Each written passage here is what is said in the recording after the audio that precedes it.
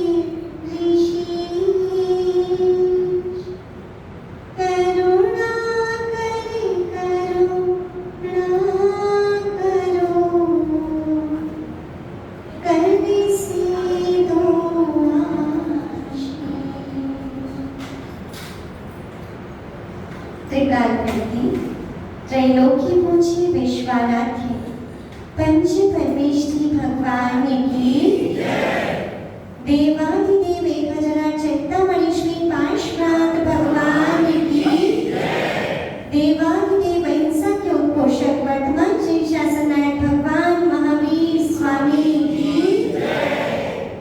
परम पूज्य सिद्धांत चक्रवर्ती दादा गुरु आचार्य श्री विद्यानंद जी मुनिराज की परम पूज्य अधीश ज्ञानम योगी आचार्य भगवान गुरु श्री वसुनंदी जी मुनिराज की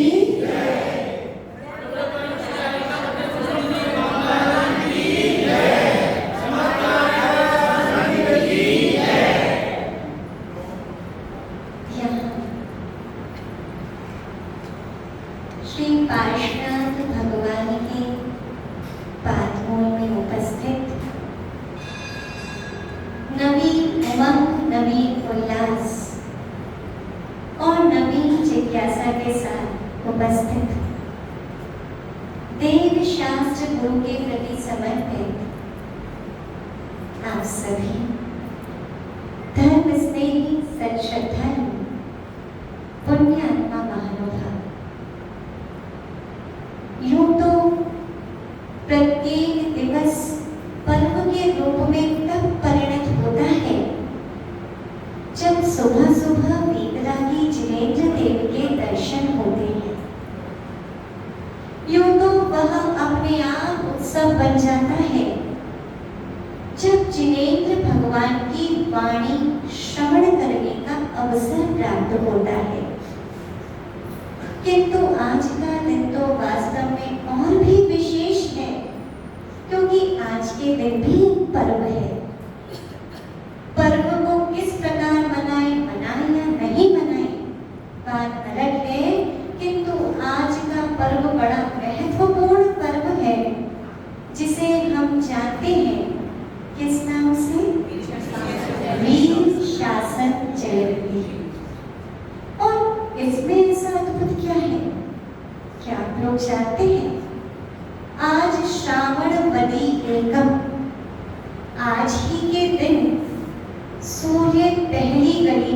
है। यानी सूर्य की 184 वीथियां होती हैं, गलियां होती हैं, जिसमें वह चक्कर लगाता है। और आज पहली गली में होता है और आज ही से सूर्य का दक्षिणायन होना प्रारंभ हो जाता है। पहली गली से बाहर की ओर जाना, इसे हम कहते हैं दक्षिणायन, जो पौष माह तक रहता है। और माघ से आषाढ़ तक पुनः अंदर की ओर आना, जिसे हम कहते हैं उत्तरायण, जो कि माघ से आषाढ़ तक रहता है।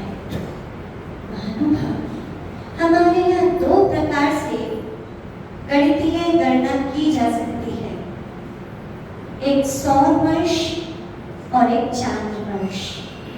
यदि सौर वर्ष के अकॉर्डिंग हम गणना करें, आप लोग जानते हैं ना कि पूरा जो पंचांग बनता है वो किसके ऊपर निर्धारित है? ज्योतिष ग्रहों की गणना पर। आप लोगों ने तिलोय परिणति, त्रिलोक सार ग्रंथ जैसे ग्रंथों का स्वाध्याय किया हो, कभी सुना हो, तो पता चलेगा कि किस प्रकार चंद्रमा कैसी राशि को भुक्त करता है। जितना समय भोगने में लगाता है नक्षत्र को, उतना समय उसका दिन एक नक्षत्र पर लगभग 2.25 दिन रहता है। ये पूरी मैथ्स की कैलकुलेशन है। यदि हम सूर्य के हिसाब से गणना करें तो एक साल में 366 दिन या 365 दिन कुछ घंटे होते हैं। 365 दिन प्लस कुछ घंटे, जिसे आप लोग कहते हैं 365/1/4। और अगर कुछ राष्ट्र तो 365 से 1/4 ना मान करके सीधे 366 दिन ही कहते हैं। और चांद्र वर्ष की जो गणना होती है, यदि चांद्र वर्ष के अकॉर्डिंग देखें, चंद्रमा के अकॉर्डिंग, तो वह लगभग साल में 355 दिन लेकर के आता है। और इन्हीं दोनों को बैलेंस करने के लिए हम 3 साल में एक बार लॉन का महीना देखते हैं, एक अधिक माह देखते हैं, जिसका फायदा इस बार आप लोग उठा रहे हैं। जो आप लोग कह रहे हैं भैया चातुर्मास 1 महीने बढ़ गए, तो हर 2.5 से 3 साल के बीच में एक माह अधिक होता है, वह इसी की बैलेंसिंग के लिए है।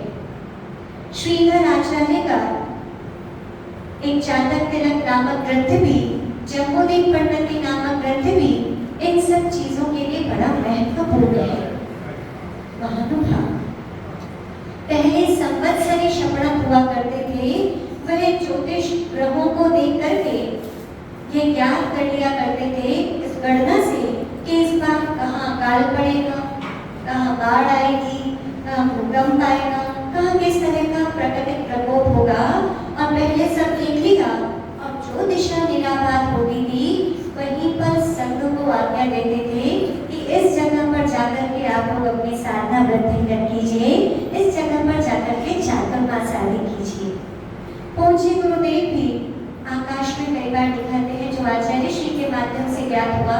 और आचार्य श्री देशभूषण महाराज जी के विषय में तो कहा जाता है कि वह आकाश में नक्षत्र आदि को देख करके ही गणना कर लेते थे। आज तो हमें तात्कालिक कुंडली की आवश्यकता होती है, लेकिन आचार्य श्री देशभूषण जी महाराज ने जिस समय 5 ग्रह एक साथ आकाश में देखे थे, उसी समय उन्होंने लाल बहादुर शास्त्री जी को सचेत कर दिया था सेकेंड वर्ल्ड वॉर के लिए। महानुभाव, यह वास्तव में सब कुछ हमारे शास्त्रों से निकल करके आया है। और आज भी पूज्य गुरुदेव हमें कुछ नक्षत्रों को दिखाते हैं, शुक्र ग्रह, बुध ग्रह, मंगल ग्रह, जो बहुत आसानी से दृष्टिगोचर होते हैं, और इन सबका प्रभाव भी अपने ऊपर पड़ता है। कौन कौन मानता है कि ग्रहों का प्रभाव अपने ऊपर पड़ता है?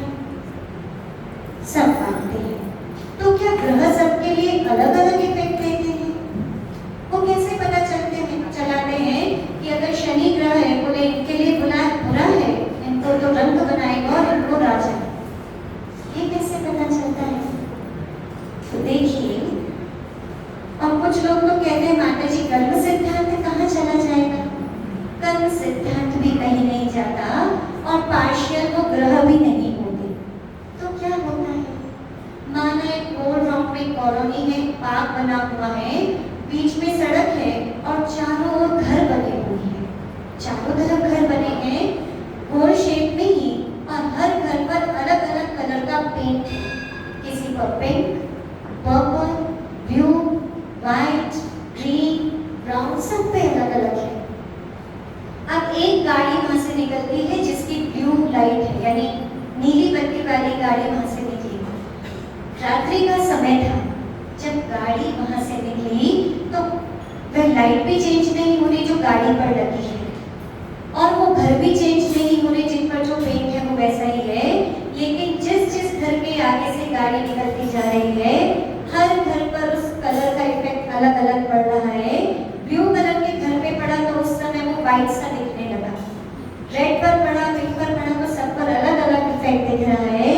इसी तरह व्यक्ति के कर्मों के अनुसार प्रत्येक ग्रह का प्रभाव अलग अलग दृष्टिगोचर होता है, और वही देख करके केवल एक अंदाजा लगाया जाता है, एक अनुमान लिया जाता है। और अगर कोई परफेक्ट एस्ट्रोलॉजर हो तो वह बता सकता है कि यहाँ पर सावधान और सचेत होने की आवश्यकता है। तो महानुभाव, श्रावणवदी एकम, आज ही के दिन ये सारी गणनाएं हमें भगवान महावीर स्वामी की दिव्य देशना में प्राप्त हुई थी, इसीलिए आज का दिन बहुत महत्वपूर्ण है। पाणिनि के समय यह दिया है, इतिहासकार वासुदेव शरण अग्रवाल ने भी यह लिखा है कि उनके समय में आषाढ़ पूर्णिमा का दिन वर्ष का अंतिम दिन हुआ करता था। पूरा लेखा जोखा कंप्लीट हो जाया करता था, पूरी बैलेंस शीट कंप्लीट कर देते थे, और पुनः श्रावणवदी एकम से नव वर्ष का प्रारंभ करते थे।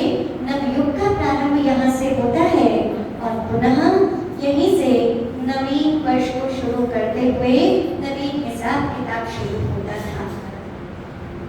आज यदि भगवान महावीर स्वामी की दिव्य देशना प्राप्त नहीं होती तो क्या चिन्वाणी की मंदाकिनी में अवगाहन करने का अवसर प्राप्त कर पाती? नहीं कर पाते। क्या हुआ था? भगवान महावीर स्वामी को केवल ज्ञान हो गया था। केवल ज्ञान होते ही सब तीर्थंकरों की दिव्य ध्वनि खिलती है, लेकिन ऐसा क्या हुआ कि 66 दिन तक भगवान महावीर स्वामी की दिव्य ध्वनि नहीं खिली। सूर्य तो आकाश में उदित हो गया, लेकिन उसका प्रकाश और अन्य गुण अन्य लोगों तक नहीं पहुंच पा रहे। क्या कारण था?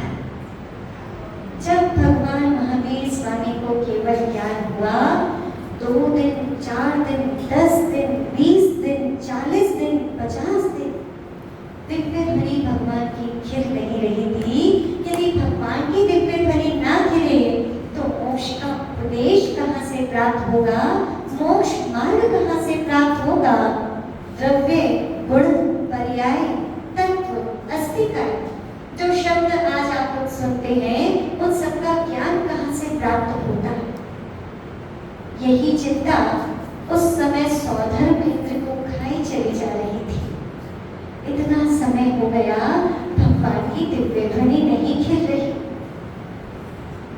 इधर उधर जब प्रश्न पूछा गया धवला जी में, आचार्य भगवान वीर सेन स्वामी ने, जिन्हें कलिकाल सर्वज्ञ की उपाधि दी गई, उनसे पूछा गया, उन्होंने लिपिबद्ध किया है कि भगवान महावीर स्वामी की दिव्य ध्वनि क्यों नहीं खिली? तो उत्तर निकल करके आया, अभी कोई गणधर उपस्थित नहीं है जो भगवान की दिव्य ध्वनि को झेल सके, इसीलिए अभी उनकी दिव्य ध्वनि नहीं खिल रही। कारण काललब्धि, अभी समय नहीं आया। लेकिन इस बात को जहां पर लगाना है वहीं पर लगाना। कई लोग काललब्धि शब्द को लेकर प्रमादी हो जाते हैं। बोले माता जी, जब काललब्धि आएगी तब हम अपने आप मंदिर आना शुरू कर देंगे, जब काललब्धि आएगी तब त्याग करना शुरू कर देंगे। पुरुषार्थ भी है, जब पुरुषार्थ के बाद भी वह चीज प्राप्त ना हो तब लगा लेना भैया भी काललब्धि नहीं आई, लेकिन बिना एफर्ट्स के नहीं कर देना।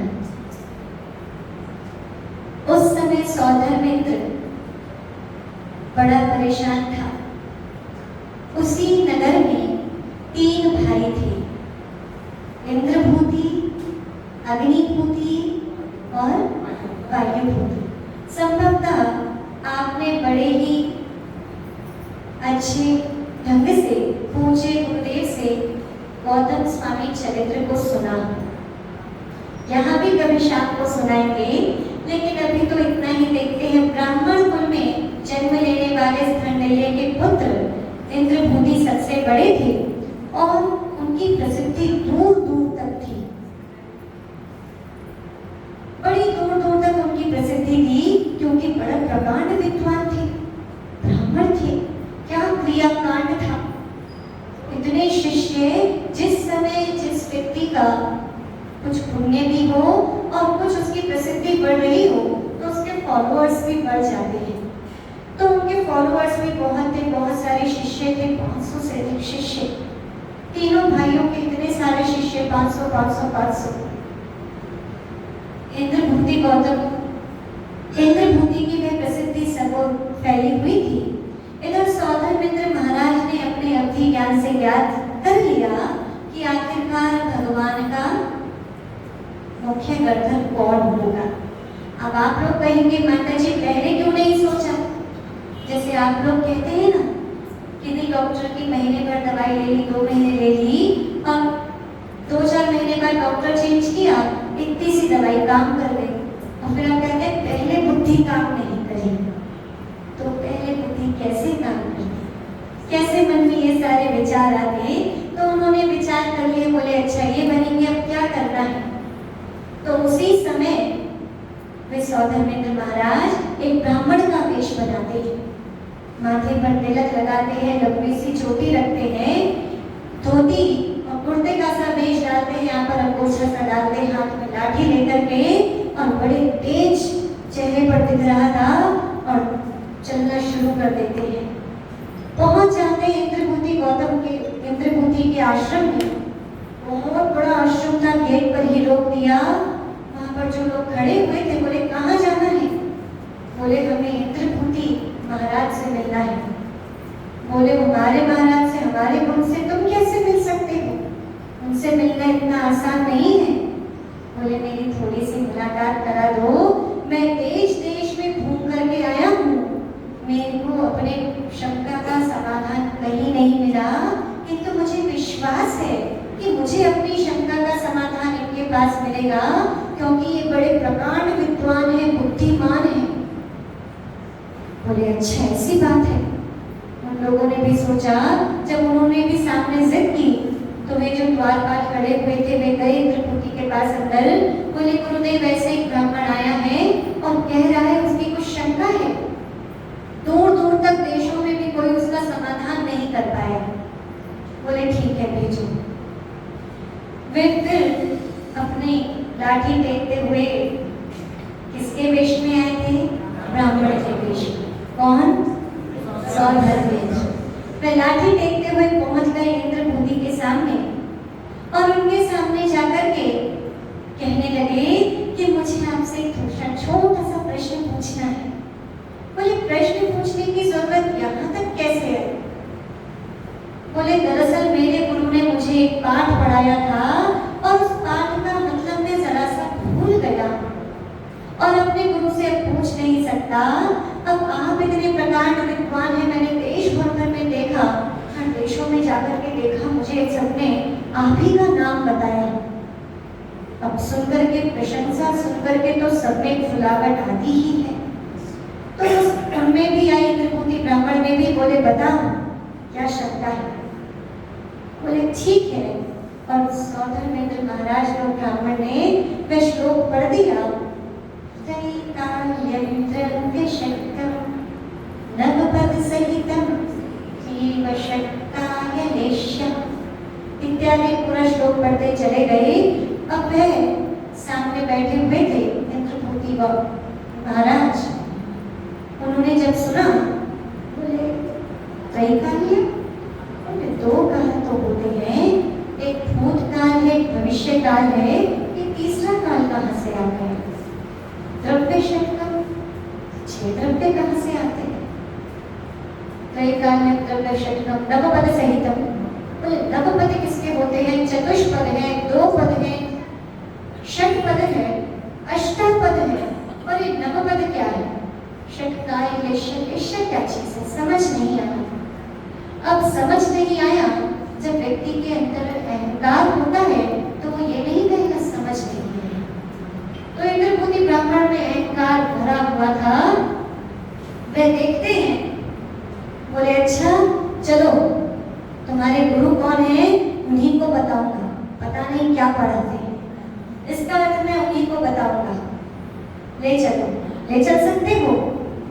सौदागर महाराज तो आए ही इसलिए थे कि उन्हें लेकर के चला।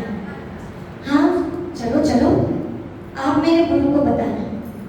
उन्होंने अपनी लाठी टेकनी शुरू करी और मुख पर प्रसन्नता की रेखा थी, आनंद छा रहा था और हिलते हुए मस्ती में आगे आगे चल रहे थे।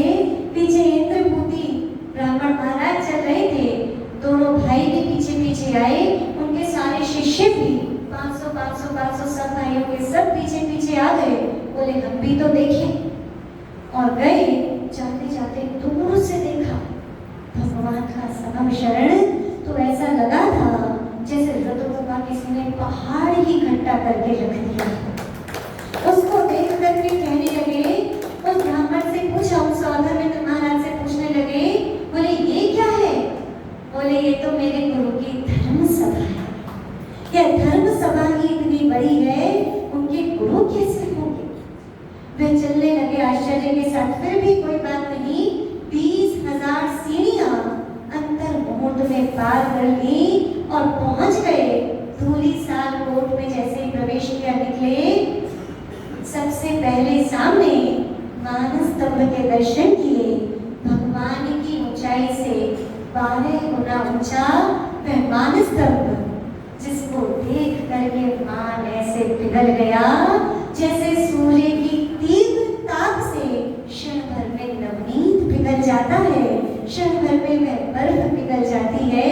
उसको देख करके आंखों में जैसे चमक सी आ गई और वह चमक थी मानो मिथ्या धुलता चला जा रहा था और सम्यक की चमक आती चली जा रही थी। पुनः बड़ी शीघ्रता से मानस स्तंभ पर गलित हुआ, अंदर अष्टम श्री मंडप भूमि पर पहुंचे, जहां भगवान महावीर स्वामी साक्षात विराजमान थे। और उनके दर्शन करके सहजता में मुख से निकला, जयति भगवान की मां भोजन प्रचारे विजृंभिता वमल मुकुट छायोगीन प्रभा परिचुंबिता। इस प्रकार उन्होंने वीर भगवान की स्तुति की, वंदना की। वंदना करके आंखों से आंसू बहते चले जा रहे थे। मिथ्यात्व मानो आंसू बंदर की आंखों से निकल करके निकलता चला जा रहा था। परिणामों में कब कैसा परिवर्तन होता है, वहीं पर उन्होंने सभी वस्त्राभूषणों का त्याग किया, सभी प्रकार अंतरंग बाह्य परिग्रह को छोड़ दिया, केश नोच किए और पुनः दैगंबरी दीक्षा को स्वीकार कर लिया। और दैगंबरी दीक्षा को स्वीकार करके ही 4 ज्ञान की प्राप्ति हुई, मति ज्ञान, शुद्ध ज्ञान, अवधि ज्ञान, मनत्रय ज्ञान। इन 4 ज्ञान के धारी हुए पुनः समम शरण में आज ही के दिन। कल गुरु पूर्णिमा क्यों मनाई गई? कल गौतम करधर स्वामी को भगवान महावीर स्वामी मिले थे गुरु के रूप में, इसलिए गुरु पूर्णिमा का यह पर्व मनाया जाता है। और जब गौतम करधर इंद्रभूति गौतम करधर समम शरण में पहुंच गए, तब भगवान महावीर स्वामी की दिव्य देशना खिली, वह दिव्य उपदेश हुआ। आज ही के दिन आप लोग किसके शासन काल में रह रहे हैं? भगवान महावीर स्वामी के शासन काल में रह रहे हैं। और जिसका शासन काल होता है उनकी तो विशेष बात होती ही है, विशेष गौरव होता है, विशेष कृतज्ञता उनके प्रति होती है।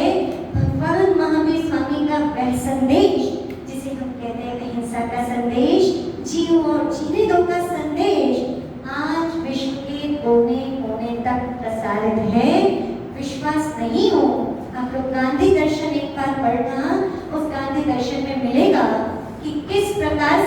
गांधी जी ने अहिंसा को अपनाया, उनके माता पिता हिंसा के पथ पर रहे। और तो और मात्र ये एक ऐसा एग्जाम्पल नहीं है, आज भी आप देखिए वेस्टर्न कल्चर में कितने लोग अहिंसा की ओर बढ़ रहे हैं। गांधी जी के एक मित्र थे, रोमा, एक फ्रांस के थे, कुछ नाम में सो रहा है, रोमा करके कुछ नाम था। उनका बड़ा पत्राचार रहा, उन्होंने गांधी जी से बहुत कुछ सीखा। उनके सामने बैठ करके उन पर पुस्तकें भी लिखी। रोनाल्ड शायद ऐसा कुछ नाम था, रोमा रोनाल्ड। तो वे सामने बैठे हुए थे, पुस्तकें लिख रहे थे, कुछ पत्राचार भी हुआ।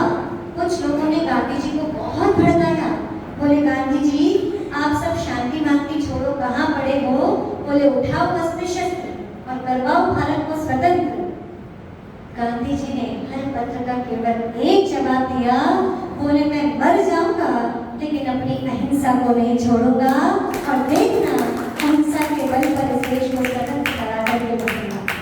और आज हम सब उसका परिणाम देख रहे हैं। जब हम गुलामी में बंधे देश को अहिंसा से स्वतंत्र करा सकते हैं, तो अहिंसा से उस स्वतंत्रता को कायम रखा जा सकता है। हिंसा की ओर जाकर के हम स्वतंत्रता को बचा भी नहीं सकते। तो महानुभाव, भगवान महावीर स्वामी की दिव्य देशना आज ही के दिन हमें प्राप्त हुई, जिसे हम वीर शासन जयते के नाम से जानते हैं। उन्हीं की वह दिव्य देशना मानो आपके पास बर्फ का पहाड़ था। जब भगवान महावीर स्वामी का वह उपदेश हुआ, दिव्य देशना हुई, उसके बाद आगे गया आचार्यों के पास, और तब से हमारे पास आता चला जा रहा है। एक बर्फ का टुकड़ा हमारे पास हो और यदि 500 लोग खड़े हो, तो जब 500वें व्यक्ति के हाथ में पहुंचेगा तो वो कितना बचेगा? कुछ को तो डाउट है बचेगा या नहीं बचेगा। ऑफकोर्स मेल्ट भी हो सकता है, हीट कितनी है। तो वह भगवान महावीर स्वामी की दिव्य देशना उसी तरह आचार्यों के माध्यम से चलती चलती हम तक आ रही है।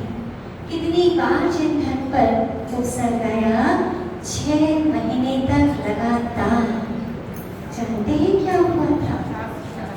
शास्त्रों की होली जली थी, 6 महीने तक लगातार शास्त्रों को लाकर के चलाते रहे। आज भी बहुत दुख होता है जब हम ग्रंथों में पढ़ते हैं, आदि ग्रंथों में पढ़ने के लिए मिलेगा कि इसकी गाथा प्राप्त नहीं हो सकी, ये अपूर्ण है। तो बड़ा दुख होता है, किंतु फिर भी आज भी हमारे पास शुद्ध इतना अथाह है, अगाध है कि हम यदि अपना पूरा जीवन लगा दें तो जीवन तो कम पड़ सकता है, लेकिन शास्त्र खत्म नहीं होंगे, वो कम नहीं पड़ेंगे। कल भाभी लोग कह रही थी, बोले माता जी पढ़ने से बड़ा डर लगता है। कुछ की बातें आई तो पढ़ने से डरना नहीं है, आपको तो केवल यहाँ पर आना है और सीख तो आप अपने आप जाएंगे।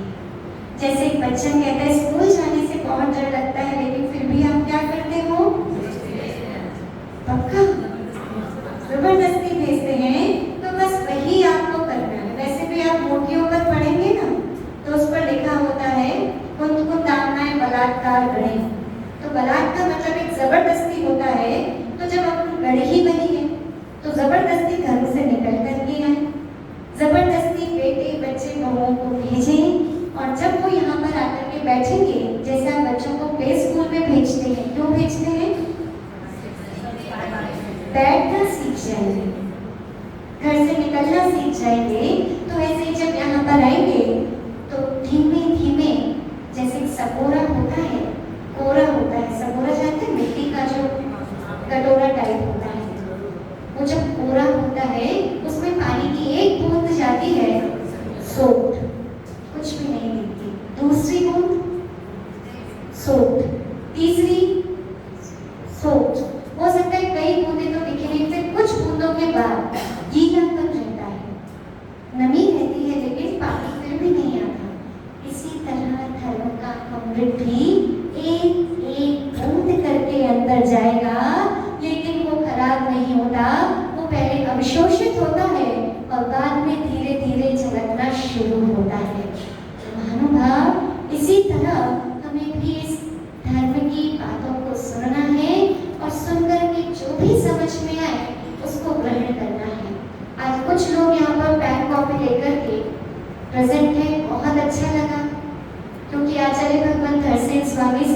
ये हमें मिल गया था कि क्षयोक्षम इतना अच्छा नहीं है कि हम याद रख पाए।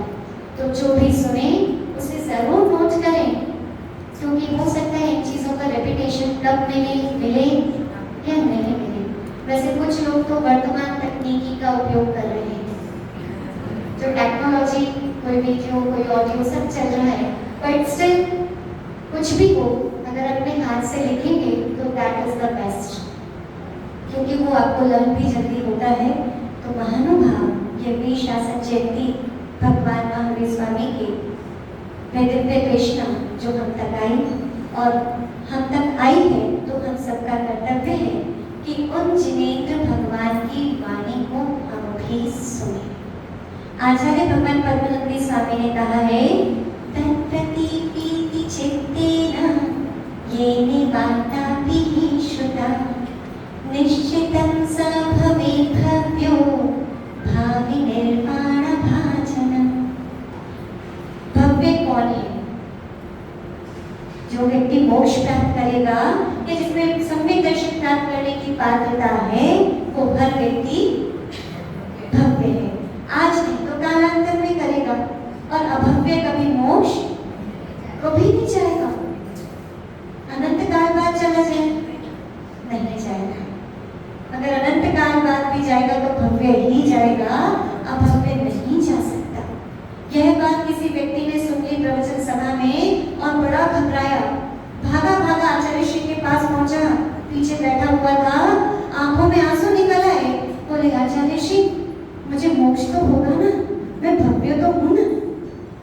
उसकी उस छटपटाहट को देख करके आचार्य श्री ने उत्तर दिया, बोले जिसके मन में मोक्ष जाने की लालसा है और जिनेंद्र भगवान के वचनों को धर्म सभा में बैठ करके सुन रहा है, तो निश्चित मान लेना वह मोक्ष निकट भविष्य में ही प्राप्त करेगा, वह उस मोक्ष को प्राप्त करने की पात्रता रखता है।